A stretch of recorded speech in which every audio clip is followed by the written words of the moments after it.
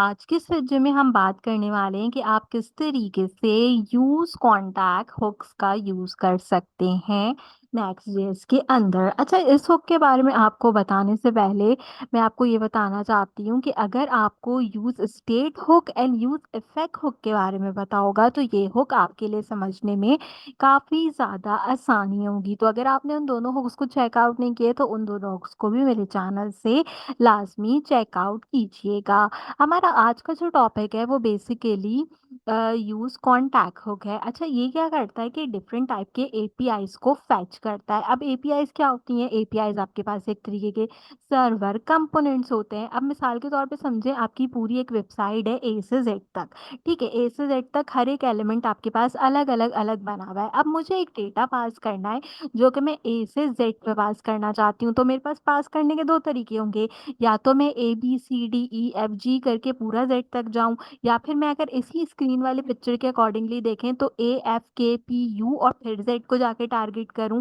अब ये जो बीच में अल्फाबेट आ रहे हैं ए और जेड के बीच में, चाहे वो एफ के पी यू हो या फिर बाकी की हमारी जो ए बी सी डी है यहाँ पर अल्फाबेटिक वो हो, उसमें प्रॉब्लम क्या आएगी? प्रॉब्लम ये आएगी कि जो भी डेटा होगा, जब मैं वो इन सब से पास करते हुए जेड तक पहुंचाऊंगी तो क्या वाकई वो डेटा वैसे ही जाएगा जैसे मैंने ए से पास आउट करना शुरू किया है? वो डेटा क्या होगा? कहीं ना कहीं हमारे पास ड्रॉप होगा, कहीं ना कहीं वो डेटा मेरे पास कोई ना कोई वैल्यू अपनी लीव करेगा। तो इतनी सब वैल्यू जब वो लीव करेगा और लीव करके वो जेड तक जाएगा, तो जो मेरी टारगेटेड थिंग होगी वो यहाँ पे क्या होगी? वो यहाँ पे कंप्लीट ही नहीं होगी। तो उस चीज को ओवरकम करने के लिए हम क्या करते हैं? यूज कॉन्टैक्ट्स के हुक्स का यूज करते हैं। इसका फायदा क्या होता है? इसका फायदा ये होता है कि हमें प्रॉप ड्रिलिंग नहीं करनी पड़ती, यानी कि मैं पहले ए से डेटा बी में भेजूं, फिर सी में भेजूं, फिर डी में भेजूं, फिर उसको भेजते भेजते जेड तक भेजूं। मैं या इसका यूज करके क्या कर सकती हूँ? डायरेक्ट ए से डेटा अपने जेड वाले कंपोनेंट में पुट आउट कर सकती हूँ। स्क्रीन पे आपको example A B C D से रिलेटेड दी गई है, तो आप जो है इसको भी फॉलो अप कर सकते हैं। तो मिसाल के तौर पर समझे, 4 कंपोनेंट है, ए से डी में हमें अपना डेटा शिफ्ट कराना है, तो हम यूज कॉन्टैक्ट्स के हुक के थ्रू इसको यहाँ पे क्या करेंगे? शिफ्ट कराएंगे। फायदा क्या होगा? हमारे पास जो पुअर रिजल्ट होता है, पुअर ड्रिलिंग होती है, वो यहाँ पर हमारे पास कंसीडर आउट नहीं होगी। तो अभी हमारी फाइल के अंदर चलते हैं हम विजुअल स्टूडियो कोड के अंदर, फिर मैं आपको इसको जो है वो यहाँ पर इम्प्लीमेंट कर कर दिखाती हूँ। अच्छा, अब मेरे विजुअल स्टूडियो कोड के अंदर क्योंकि मैं आपको ट्यूटोरियल्स प्रोवाइड कर रही हूँ तो काफ़ी सारी चीज़ें अवेलेबल होंगी। आपने सिर्फ उन्हीं फाइल पे फोकस करना है जो कि मैं आपको यहाँ पे बनाना बताऊंगी। अब मेरे पास सोर्स है, सोर्स में पेजेस हैं, एंड देन पेजेस में यहाँ पे आपके सारे जो है वो ट्यूटोरियल के पेजेस हैं। लेकिन इनमें जो सबसे मेन पेज है वो मेरा कौन सा है? वो मेरा इंडेक्स का पेज है। ठीक है, इंडेक्स का पेज आपके पास index dot T S X हो सकता है, या फिर आपका मेन जो पेज होता है page dot T S x का, उसमें जो है वो हमने वर्क करना है। अच्छा, इसमें वर्क करने के लिए क्या होगा? ये तो हमारा मेन पेज होगा। हमारा काम क्या है? मेन पेज के अकॉर्डिंगली मैं आपको पिक्चर से एक बार दोबारा समझा देती हूँ। यहाँ पे ये देखें, ये जो मेरा ग्लोबल स्टेट है, ये मेरा index dot T S x है। मुझे एक ए की फाइल चाहिए, मुझे एक डी की फाइल चाहिए। तो इन दोनों चीज़ों को ओवरकम करने के लिए क्या करेंगे? हम दो फाइल्स क्रिएट करेंगे। इन दो फाइल्स को हम कहाँ क्रिएट करेंगे? अपनी एपीआई में। तो एपीआई के अंदर मैं सबसे पहले एक नया फोल्डर बनाऊंगी, इसको हम नाम देंगे कंपोनेंट्स का। असूलन आपको तमीज से काम करना चाहिए, कंपोनेंट्स का फोल्डर बना के और जो है उसके अंदर ही अपने एलिमेंट्स को रखकर काम करना चाहिए, ताकि आपके पास पता रहे कि आपने किस तरीके की वर्किंग करनी है। तो मैंने एक कंपोनेंट्स का फोल्डर बनाया। अब इस कंपोनेंट के फोल्डर में मैं एक नई फाइल बनाऊंगी जो कि रहेगी ए डॉट टी एस एक्स के नाम से, या ऐसा करते हैं ए डॉट जे एस की फाइल बना लेते हैं ताकि अलग हो जाए और आपको पता चल जाए कि मैंने कौन सी फाइल क्रिएट की है। तो ये देखें, ए डॉट जेएस की फाइल हो गई। इसी तरीके से इसी कंपोनेंट के अंदर एक और फाइल बना लेते हैं और इसको रख देते हैं डी डॉट जेएस के नाम से। तो जरूरी नहीं कि आप डी डॉट जेएस के नाम से बनाए, अगर आपने जेड डॉट के नाम से भी बनानी हो तो आप जो है जिसमें एग्जांपल दे रही थी तो जेड डॉट जेएस के नाम से भी बना सकते हैं। ठीक है, लेकिन इसकी नीड नहीं है, ए और डी में ही रहते हैं हम सिंपल। ठीक है, तो मुझे इसकी नीड नहीं है, तो हम क्या करते हैं, मैं अपनी विंडो को थोड़ा सा छोटा भी कर लेती हूँ एंड इसको स्मॉल करके हम सिंपल इसको डिलीट कर देते हैं। अब हमने क्या करना है? अब बेसिकली यूज कॉन्टैक्ट्स का हुक यूज करते हुए हम अपने ए डॉट जे एक्स के अंदर कुछ वैल्यूज को पास आउट करेंगे, जिनको मैं अपनी डी डॉट जे एक्स के अंदर यहाँ पर कंसीडर करवाऊंगी, यानी कि उसको क्या करूंगी? उसको जो है वो कलेक्ट करूंगी। एक बात याद रखें यहाँ पे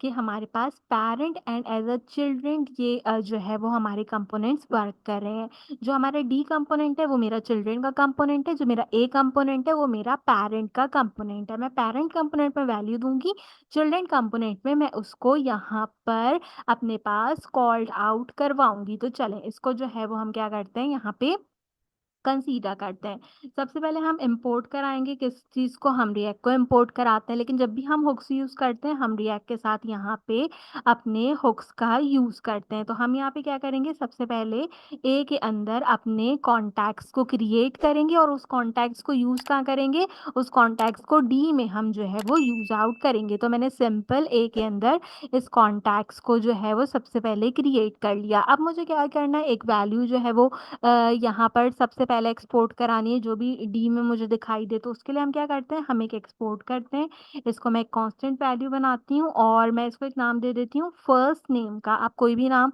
दे सकते हैं, मैं सिंपल फर्स्ट नेम दे रही हूँ। जो मेरा फर्स्ट नेम होगा ये किस चीज़ के बराबर होगा, ये मेरे क्रिएट कॉन्टैक्ट्स के बराबर होगा। और इस क्रिएट कॉन्टैक्ट्स के अंदर हम क्या करेंगे, वैल्यूज़ असाइन करेंगे। तो अब इसकी वैल्यूज़ असाइन करते हैं, उसके लिए एक फंक्शन बना लेते हैं। इस फंक्शन को नाम क्या देते हैं, इस फंक्शन को ए नाम दे देते हैं। क्यों? क्योंकि हम ए वाली फाइल के अंदर वर्क कर रहे हैं। अब इसके बाद हमने जो है ना सबसे इम्पोर्टेंट चीज़ देनी है। सबसे इम्पोर्टेंट चीज़ क्या होती है, वो होती है मेरे पास यहाँ पे कंपोनेंट प्रॉप्स। आपने सिंपल प्रॉप्स लिखना है यहाँ पे, ठीक है। कंपोनेंट प्रॉप्स क्या करते हैं, कंपोनेंट प्रॉप्स जो होते हैं वो बेसिकली हमारे पास लेआउट के अंदर यूज़ किए जाते हैं। मैं आपको यहाँ पे फाइल में दिखाती हूँ एक एग्जाम्पल प्रॉप समझाने के लिए। इसमें मैं सेपरेट वीडियो आपको प्रोवाइड आउट करूँगी। हम यहाँ पे अपना लेआउट देख लेते हैं, अगर मुझे कहीं दिख जाए। अच्छा, मेरे पास लेआउट की फाइल जो है वो अवेलेबल नहीं है, मैंने प्रोग्राम बनाते हुए क्रिएट आउट नहीं की। कोई बात नहीं, आपके पास लेआउट की फाइल होगी, उसके अंदर आपके रूट कंपोनेंट्स होंगे, उसमें हम प्रॉप्स डॉट चिल्ड्रन का यूज़ करते हैं। तो प्रॉप्स में बेसिकली क्या होता है हमारे पास, कि हम अपने रूट जो हमारे एलिमेंट्स होते हैं उनको इसके थ्रू टारगेट करते हैं। हमारे जो चिल्ड्रन के प्रॉप्स होते हैं वो बेसिकली क्या होते हैं, हमारी एचटीएमएल बॉडी के अंदर जो हमारा बैकग्राउंड होता है। किस तरीके से समझाती हूँ आपको, आप ये समझें कि यहाँ आएँ, ये देखें, ये मेरी एचटीएमएल बॉडी है। इसमें ये जो व्हाइट पोर्शन आपको बैकग्राउंड में नज़र आ रहा है ना, ये एज़ अ प्रॉप्स हमारे पास वर्किंग करता है। तो चाइल्ड एलिमेंट में मैं इस प्रॉप्स को यूज़ करती हूँ अपने लेआउट के, और फिर जितनी भी वर्किंग होती है उसके अकॉर्डिंगली यहाँ पे कंसीडर होती है। तो आसान अल्फाज में ये समझें कि ये जो व्हाइट हमारा बैकग्राउंड है, फिलहाल के लिए ये क्या है, ये प्रॉप्स है। तो हमने इस प्रॉप्स को यहाँ पर यूज़ आउट किया। अब अपने फंक्शन को कंटिन्यू करते हैं, एक रिटर्न बनाते हैं। इसके अंदर हम क्या करेंगे, अपने वैल्यूज़ को पास आउट करेंगे।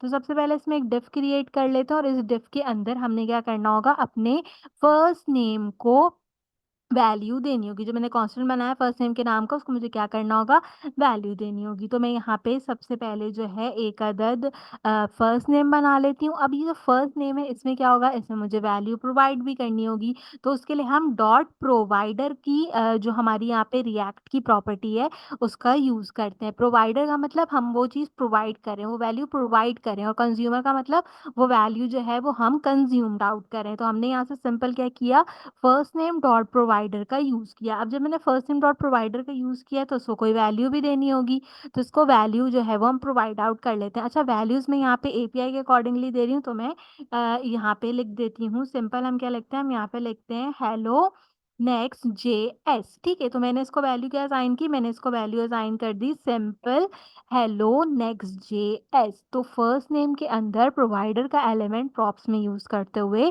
हमने वैल्यू पास आउट की है हेलो नेक्स्ट जेएस। अब ये जो हेलो नेक्स्ट जेएस है इसको क्या करना पड़ेगा, चिल्ड्रन में जो हमारे कंपोनेंट हैं उसमें रेंडर करवाना पड़ेगा। तो उसके लिए हम क्या करेंगे, उसके लिए हम यहाँ पे अपना दोबारा से प्रॉप्स का यूज़ करेंगे। और प्रॉप्स मेरे पास क्या रहेगी इस बार, ये मेरे पास यहाँ पर रहेगी मेरी चिल्ड्रन एलिमेंट की। चिल्ड्रन एलिमेंट मैंने आपको क्या बताया था, हमारा जो डी डॉट जेएस है वो है मेरा यहाँ पे चिल्ड्रन एलिमेंट। और लास्ट में मैं सिंपल क्या करूँगी, एक्सपोर्ट करवाऊँगी अपने डिफ़ॉल्ट यहाँ पे एलिमेंट को। तो मेरा डिफ़ॉल्ट एलिमेंट ए था, मैंने उसको यहाँ पे क्या किया, एक्सपोर्ट करा लिया। तो अभी फ़िलहाल के लिए हमने क्या काम किया है, एक कॉन्टेक्स्ट क्रिएट किया है ए के अंदर, उसको वैल्यू दी है हेलो नेक्स्ट जेएस की।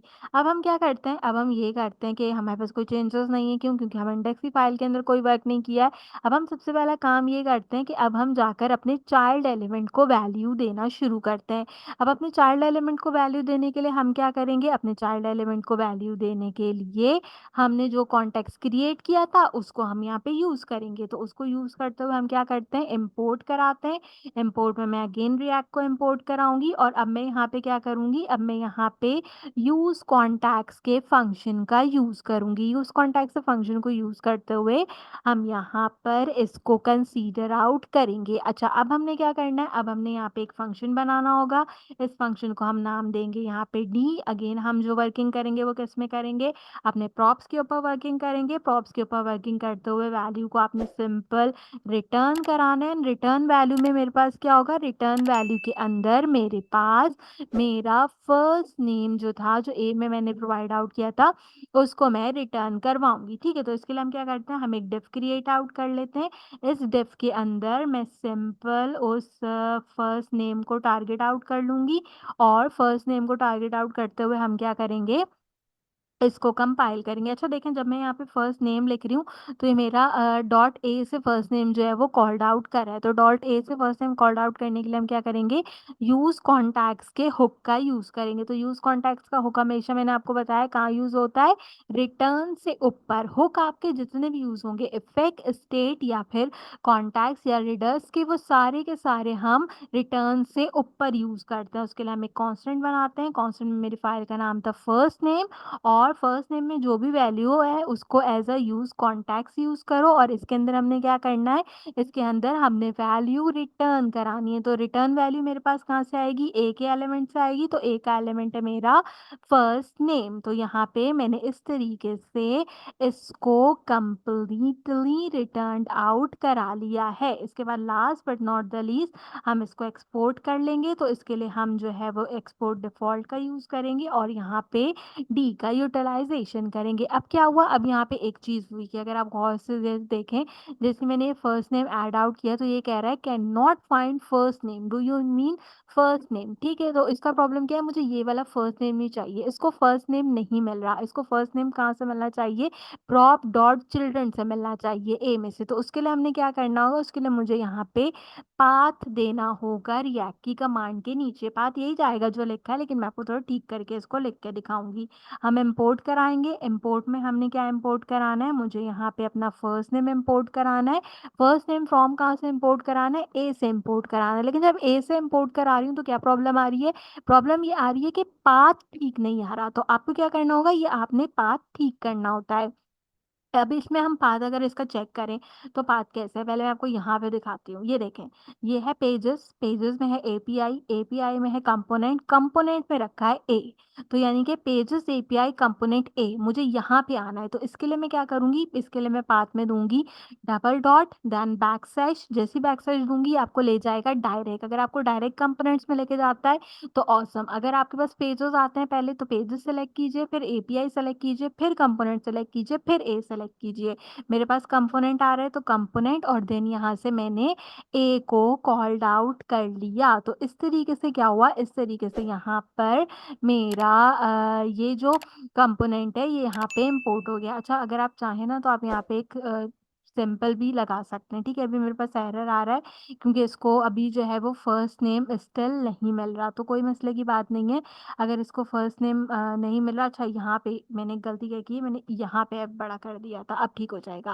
अब हमने यहाँ पे ए से वैल्यू ली है तो यहाँ पे वैल्यू मेरी स्मॉलर रहेगी चाइल्ड एलिमेंट की। ये चाइल्ड एलिमेंट, ये पेरेंट एलिमेंट, पेरेंट एलिमेंट हमेशा कैपिटल रहेगा और चाइल्ड एलिमेंट हमेशा छोटा रहेगा।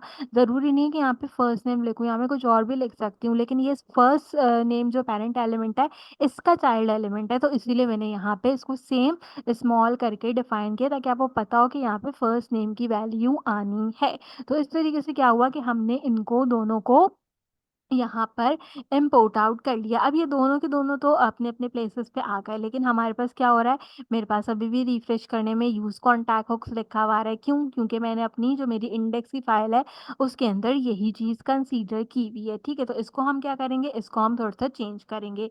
इसको चेंज करने के लिए हमने सबसे पहले इम्पोर्ट कराना है, मुझे किसको, रिएक्ट को इम्पोर्ट कराना है रिएक्ट से। ठीक है, यहाँ तक मैंने रिएक्ट से इसको इम्पोर्ट करा लिया। इसके बाद मैं एक फंक्शन बनाऊंगी, उस फंक्शन को हम कोई भी नाम दे सकते हैं। मैं आपका नाम दे देती हूँ और इस फंक्शन के अंदर हम कुछ वैल्यूज़ को क्या करा लेंगे, रिटर्न करा लेंगे। सिंपल आपका आरएफसी का फंक्शन है जो कि हम क्रिएट आउट करते हैं।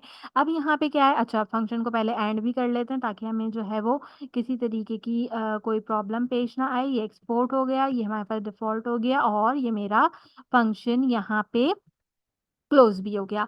ठीक है, अब हमने क्या करना है, अब हमने यहाँ पे एक सबसे इम्पोर्टेंट चीज़ करनी है। सबसे इम्पोर्टेंट चीज़ क्या है, वो ये है कि मुझे यहाँ पे एलिमेंट देने हैं। तो एलिमेंट मेरे पास क्या-क्या है, एक तो मेरे पास ए का एलिमेंट है जो कि मेरा पैरेंट एलिमेंट है, दूसरा एलिमेंट क्या है, डी का एलिमेंट है जो मेरा चाइल्ड एलिमेंट है। तो सबसे पहले हम अपना पैरेंट एलिमेंट दे लेते हैं जो कि मेरा ए का एलिमेंट होगा, वो मेरे पास यहाँ पे आ गया और इसके अंदर क्या करूँगी, इसके अंदर चाइल्ड एलिमेंट दूँगी। तो चाइल्ड एलिमेंट क्या है, डी है, लेकिन डी को आपने इस तरीके से क्लोज़ करना है।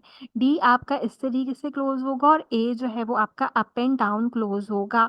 इस चीज़ को आपने लाज़मी ख़याल से कंसीडर करना है। डी आपका ड्यूल टाइम नहीं आएगा। अब प्रॉब्लम क्या है, अगर अब हम देखें तो अब हमने इसको जो है वो कॉल तो कर लिया लेकिन इम्पोर्ट नहीं किया। प्रॉब्लम ये है, फिर भी मैं आपको दिखा देती हूँ, कहता है can not find A and can not find the D. उसका रीज़न क्या है, हमने कॉल करा है, इम्पोर्ट नहीं करा। तो इम्पोर्ट करवाते हैं, इम्पोर्ट की कमांड का यूज़ करेंगे। मुझे क्या चाहिए, ए चाहिए। ए कहाँ से चाहिए वो बताना पड़ेगा। उसके लिए क्या करते हैं, पाथ देते हैं। अच्छा, अब जिन लोगों को पाथ देना नहीं आता, अब वो गौर से देखें।